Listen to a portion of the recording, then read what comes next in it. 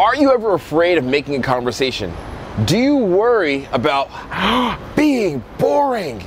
Are you afraid of saying the wrong thing and getting on people's nerves? Those are concerns that we all have. What's up?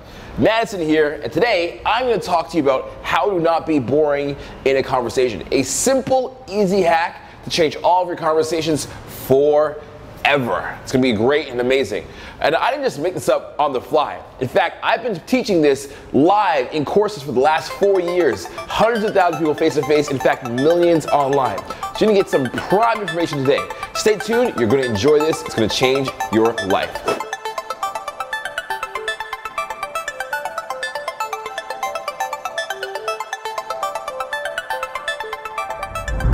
When you're first trying to have a conversation, you're so nervous in your mind, in your body. Your muscles are tight. You're breathing heavily or shallow, and your glands are just like sweating, right? There's adrenaline going through your body, and it's so hard while all that's happening to just listen to what's happening in front of you or what the person's saying, right? Like your body's going through this experience almost like you're in a war zone. And like you're in the trenches like a fucking gun and stuff. You're like, oh, and you're worried about your life. You think your life depends on it, and a person speaks, you're like, what was that? What did you say? Because our attention is shifted onto us. And our attention is shifted, I think, in a few ways here. As Jesse mentioned, one is logical. We are listening so, like I think it was you, were listening so detailed to the words. You're like, that word? No. That word? No. What does that word mean? Oh, that's not a good word. I don't use that word. Keep smiling. What's that word? You're so focused on the individual words that it takes you out of the conversation, and then you can't free flow. Or the other part is you're just focused on the meaning of what you're gonna. Sometimes we're not even actively listening properly. We're just focused on what are we going to respond. So, for example, you could talk to me and be like, Madison, you know, I have this really interesting problem. The whole time I'm like, oh shit, what am I going to say back? What am I going to say back? What am I going to say back? Then you finish your sentence, and I'm just waiting for my turn to respond to you. And I'm like, so anyways, and I respond some bullshit because I can't actually engage with you, right?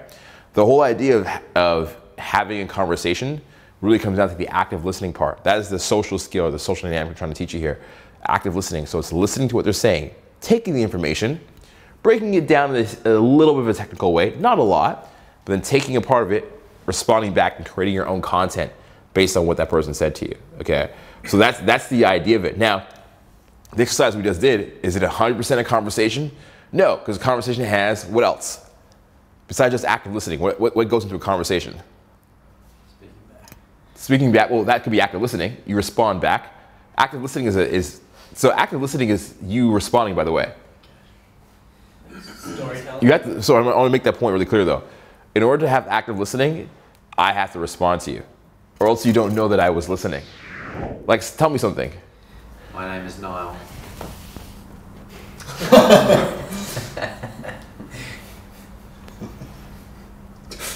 So you don't know if I listened or not because I didn't respond, right? Yeah. The active part is me going, oh, hey, nice to meet you, man. Yeah.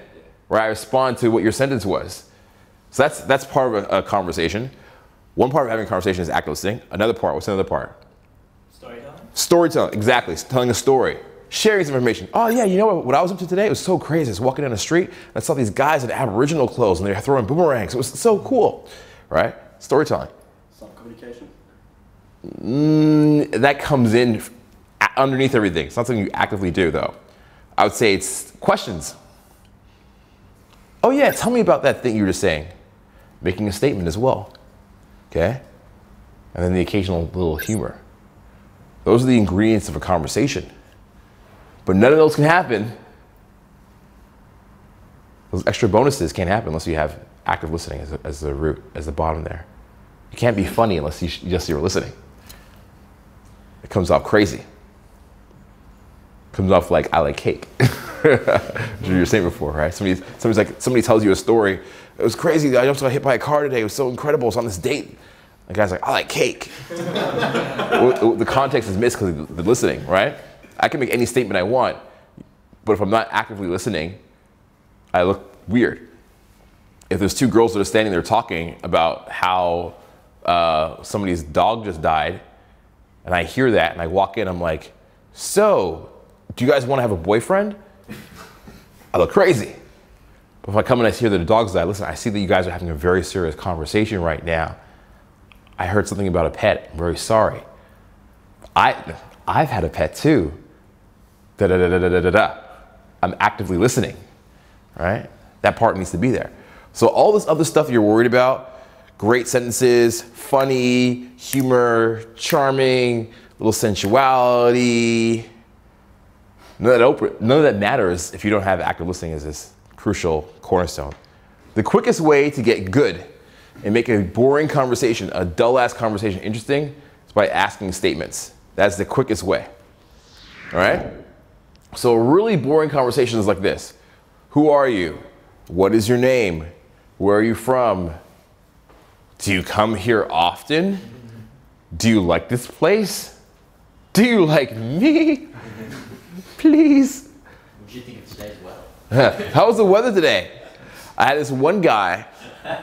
Oh man. This one guy was on a program, was talking about weather all the time. I don't even remember who this guy was. There was so many of them. I had another guy that was on a program once, and he talked about, like, he was a Russian guy, talked about like Russian politics, would always ask questions about this, which sounds like it's interesting. But if you only ask questions, it's boring. Constant questions are boring. Why are constant questions boring? What question? Constant questions? That question? Which question? Now we're both confused. Yeah. Because questions don't give any value to the conversation. They just take. So it's like, I asked a question, I'm taking. You said, what questions? You took, and I was like, whose questions? And they were just like confused. Okay. And we'll have to like just like walk away because there's no subject to discuss. Yeah. When you ask a question, it feels like there's a subject, but it just takes value from the conversation. So the quickest way to not take value, take information from the conversation, is to add some information to the conversation. And you can do that by making a statement. Okay? That is the lesson here. Turn questions into statements. Let me hear you say that. Turn questions into statements. Yeah, okay. Is that a question? No, it's a statement. Good. That was a statement, okay? Because if it's a statement, it makes sense and there's some value in there. That is the quickest way to make a boring conversation a little more interesting. So, a basic question like, what is your name? Or where you're from? How do you say where you're from as a statement? How could you flip it? I think you're from Russia. Yeah, I think you're from Russia. I think you come from Slovenia. I think you come from Slovenia. So you're local? Question. So, you're a local? It's a question.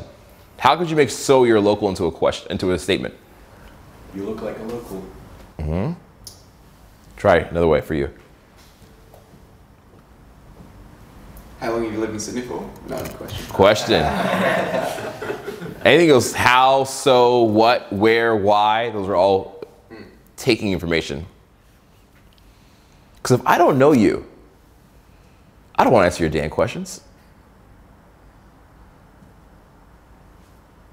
Right? Because I don't know you. How old do you know me? How old do you trust me? I don't. What's your bank account number?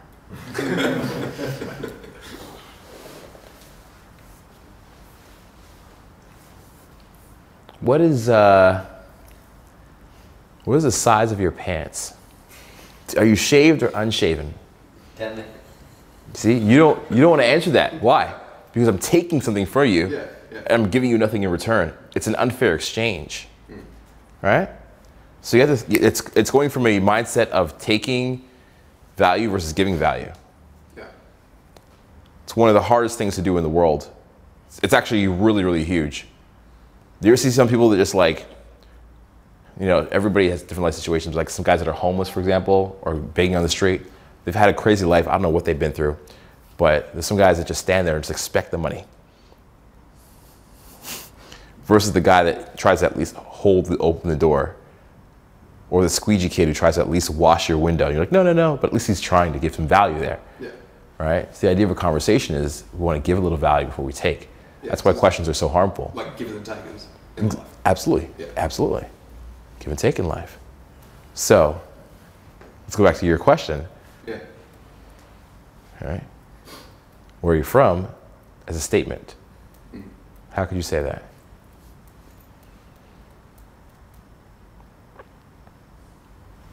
I'm still stuck on that one. No problem. That's why you're here. Yeah. All right. So I'll give you some cheat codes. Okay, cheat codes. Everybody write these down. Quickest way to change a question into a statement. Start the sentence with I bet. I think. I get the vibe. Wes likes that one. Get the vibe. Hey, sugar, get the vibe there. Okay.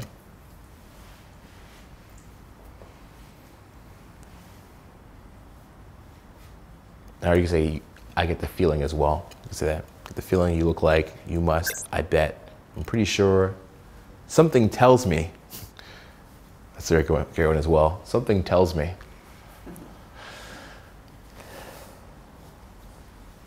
So, if we take those, and we're asking about where you're from, and we take those little hacks, how can we change where you're from with one of those hacks? Change it to a statement. Yeah. I feel like you're local in Sydney. Mm-hmm. Yeah, I feel like you could be local in the city. Yeah. You look like you're not from here. I get the feeling that you might live in one part, but be in another. Something about you gives me the vibe that you're not a downtown girl. How interesting was that for a boring ass question? Yeah. Had charm, had some value, had some mystery, some feeling, something to figure out, a little nugget there. Okay? Very simple. Somebody asked me a boring question. I'll flip it around for you. How was your flight? Can't even hear you. How was your flight? Okay, now I'd say that's a statement. I'd say, you look like you were well rested from your flight. You look like you were well rested. Well, you don't have to repeat it back to me. I'm just telling you. Yeah. Ask me another question. Somebody asked me a question. You look really tired today.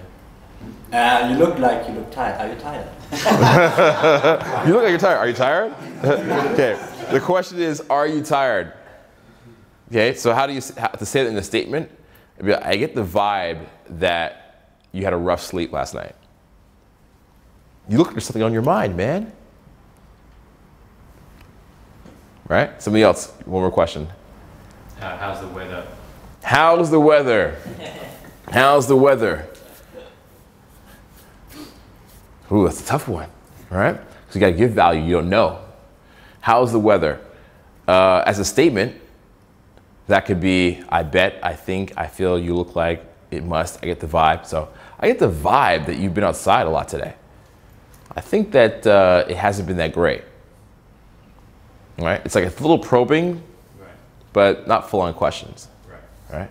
Cool? So what we're gonna do right now is we're gonna get into groups. Okay? Groups of 2. So let's say you 2, 2, 2, 2, 2, 2, 2, 2, 2, 2, all the way around. And one person asks a question, and the other one repeats the question as a statement. So you don't have to worry anymore about these social norms of being boring or saying the wrong thing. Now you know how to take simple questions and transform them into beautiful statements, make your conversations a lot better. Also active listening, right? The ability to do that increases your ability to have conversations by 10. It's really an amazing thing. Something so simple that you learn as a kid, like listening, can change everything if you do it properly. So, thank you very much for watching this video, but that's not enough. What do you gotta do now? You gotta go and take this up and apply it to really get the benefit of it. It's not just about thinking about it, it's about going and doing it. Think of one person right now, one person that you can call. Who is that person? A friend of yours or a family member, a buddy from work. Hit them up. Instead of asking them questions for 15 seconds, just try to say it as a statement. And watch the instant effect it has on your conversations and results. Right away, you're gonna see yourself have better conversations, and it's gonna be really just a no-brainer. You're gonna keep doing this for a long time, all right? I wanna thank you very much for watching the video. Again, click the subscribe button down below. Share this video with a friend, most importantly, because if it helps you, it definitely will help them, and they will appreciate it. As always, keep in touch, and don't be a stranger. Cheers.